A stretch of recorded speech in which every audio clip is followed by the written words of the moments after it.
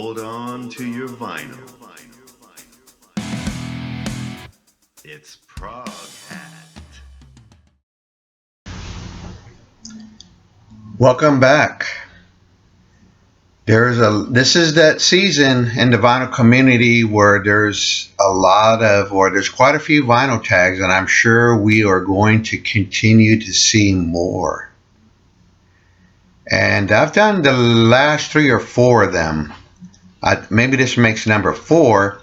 I'm doing a response, or my response to the Beatles official vinyl tag 2025. Hello everybody, and welcome back to the Prog Hat channel.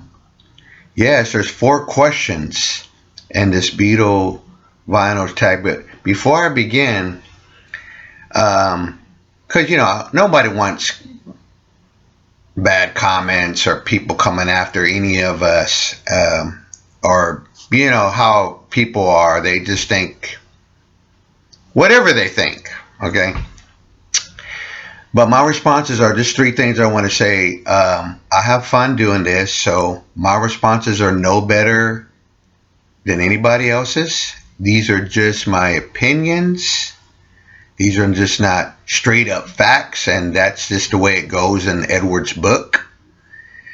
This is fun, and these are just things that are just my personal opinions, and my responses are no better than anybody else.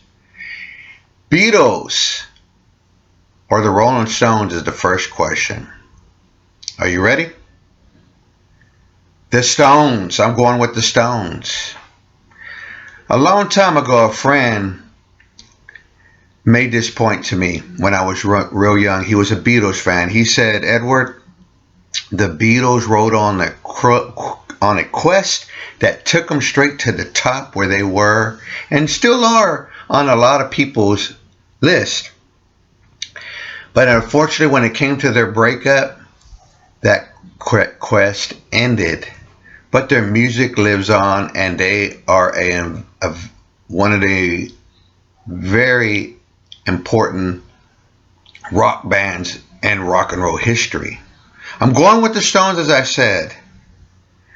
What I love about the Stones that during the 60s, when they were part and they played a crucial role in the British invasion, the Rolling Stones reintroduced the blues to American listeners, even young listeners, probably even to this day. At one time, even me when I was a young listener, but I'm an old listener, and I still feel like I'm still being reintroduced to the blues by the Rolling Stones when I put on one of their records. Like I mentioned, they are part of the British invasion. They mix blues, rock, and pop influences onto the music scene. And what I really love about the Rolling Stones too, that not only but they kept on going in the late 60s, the 70s, and 80s, and up to now. Like I said, they're mixing a blues and American R&B with many other genres, including disco, garage, psychedelic rock, and punk. Go listen to Some Girls. There's some punk riffs in those songs, some really great guitar riffs. On some of the, like I said, these types of different mixtures or genres on their music made some of the best, too. They made some of the best rock and roll albums. And like I said, they are and keep still going. And they probably will still keep going. And unfortunately, Charlie Watts, rest in peace, passed away, which I believe he is one of the iconic drummers. But I wanted to share some of these albums. Now, I do have some holes in my Rolling Stone collection, but here's some of the records that I'm talking about that have been very important in my life. I love the music. The music helps me get through sad times, and during the holidays, I experience some sadness. Okay, I miss people that were very instrumental in my life. So some of the great records, and I don't have all of them, Let It Bleed is one of my favorites. I love that. And I mentioned that in a video that 3 or 4 songs were my go-to songs. Gimme Shelter. Credible. Great guitar riff. Very haunting, dark song, but beautiful. Then came Sticky Fingers. They just kept going with that formula. And they even did a lot of Americana type things. One thing I love about the Stones is the acoustic guitar songs as well as the electric guitar songs. Here's another one. Exile on Main Street. Iconic classic. A lot of people love that record. I need to find a vinyl copy of that, but I really want to get a good sounding one. And another personal favorite, Goat's Head Soup. Yeah, love this record. Whenever I want to have that good, therapy session in music, this is one of my go-to records. Yeah. Even up to the, what are we talking about here, 80s, most likely here. 81. Tattoo You. How about that song, Heaven? That's one of the haunting dark songs on this album. Black Limousine, that's just straight up blues. Muddy Waters sounding song. Hang Fire, that song just rocks. That's one of those ones you reach over and crank up. Excuse me, honey, don't knock my beer over. Let me crank up Hang Fire by the Rolling Stones. And what makes him so iconic, just like the Beatles, the songwriting. I'm going to say a few things that what makes him iconic and just goes just as well to the Beatles, okay? The songwriting team of Jagger and Richards put together some really good songs. The amazing drumming of Charlie Watts and the heavy bass playing, that they're like a machine that keeps that rhythm of Bill Wyman. Same thing as the Beatles, McCartney and Ringo Starr. Keith Richards and Ron Wood, great guitar players just like Lennon and Harrison.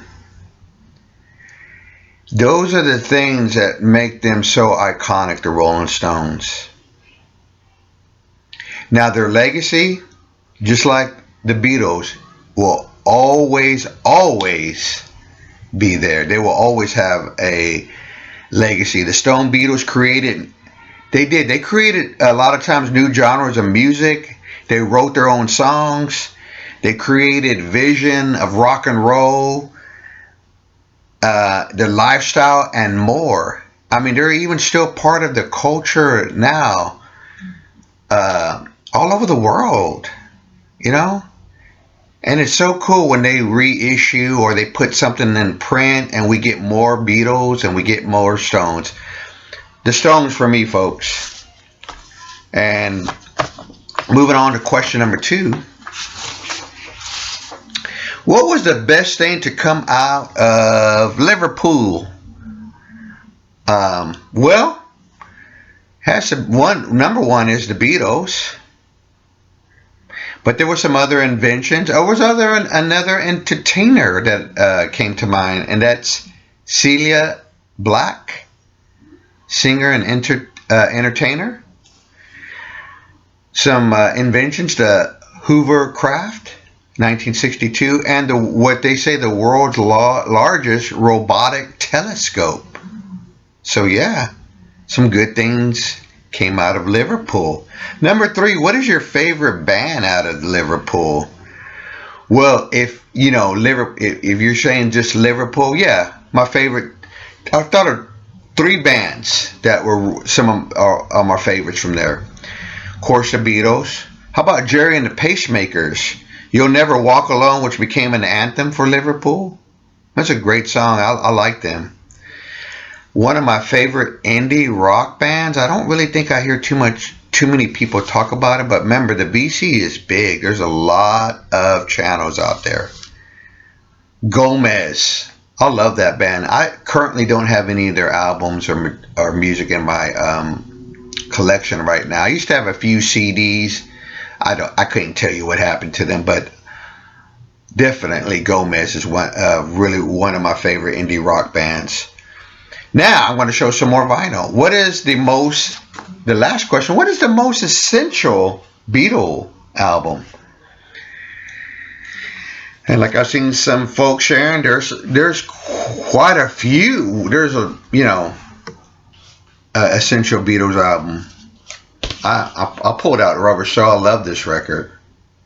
Again, acoustic guitar playing, George Harrison playing the satire on Norwegian wood. In My Life, how about that song Girl? Oh my goodness, that's such a great song. That fuzz guitar playing and Think for Yourself, and The Word and Run for Your Life. Really a great album. Here's another one I think is an essential, one of my other favorites. The Magical Mystery Tour. Yeah, I love it. Flying. I would have to say, and I'm going to go on record here, my favorite track, Blue Jay Way. Great Harrison composition. But for me, my all-time favorite, my favorite album, the album my mom bought with the last bit of her money when I was young, Let It Be. For me, that's essential. If I could have one Beatle album to take with me, that old, what albums would you take on it? Let It Be. The Beatles got to doing some of that old good style rock and roll. Let It Be shows them playing some old classics. They made some good rock and roll songs. One of my favorites, somebody asked me, was Dig a Pony. I love that song. One of Harrison's best compositions. I love The Long and Winding Road with the orchestra. But I also love 4-Year Blue, another good George Harrison composition. Well, folks, I hope you enjoyed this video, and somewhere here will be a video recommendation. So if you get a chance, check that out. Thank you so much.